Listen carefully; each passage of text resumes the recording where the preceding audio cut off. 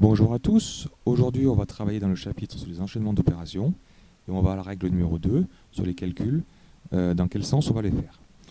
Donc pour le niveau 5e. Donc on va essayer de découvrir ces règles d'enchaînement d'opérations. Donc on va faire deux approches, je vais proposer deux calculs et puis on va essayer de voir ce que ça peut donner. Donc voici le calcul 20 moins 3 plus 4. Donc je vous laisse réfléchir, qu'est-ce que ça fait ça ? Alors, en classe, on me propose toujours deux possibilités pour ce calcul. Soit on me propose 13, parce qu'on voit que 3 plus 4, ça fait 7, et 20 moins 7, ça fait 13. Mais j'en ai d'autres aussi qui pensent que ça fait 21. Oui, parce que 20 moins 3, ça fait 17, pardon. 17 plus 4, ça fait 21. Ah, bon, qui c'est qui a raison ?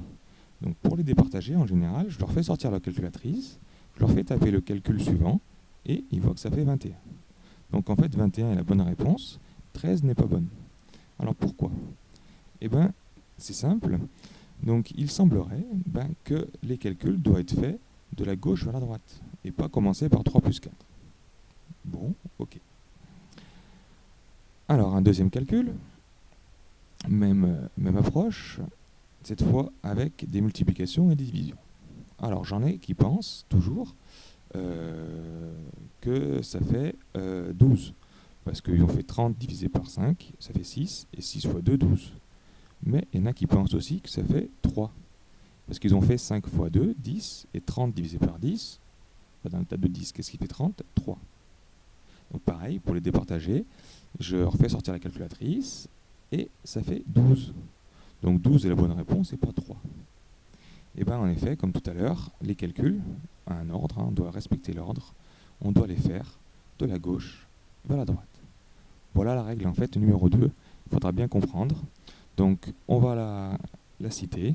Donc dans une expression sans parenthèse, donc on verra les parenthèses un peu plus tard, ne contenant que des additions et des soustractions, donc comme le premier exemple, ou alors que des multiplications et des divisions, voilà, simplement ces deux cas de figure, donc on effectue les calculs de la gauche vers la droite, comme quand on lit.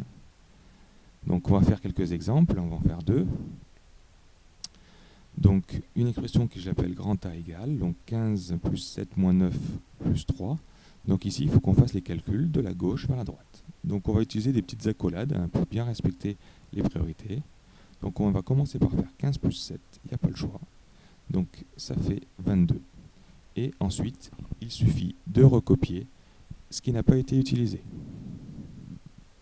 Ensuite, on continue. Donc si on calcule de gauche vers la droite, maintenant il faut faire 22 moins 9, qui fait 11, et on recopie ce qu'on n'a pas utilisé.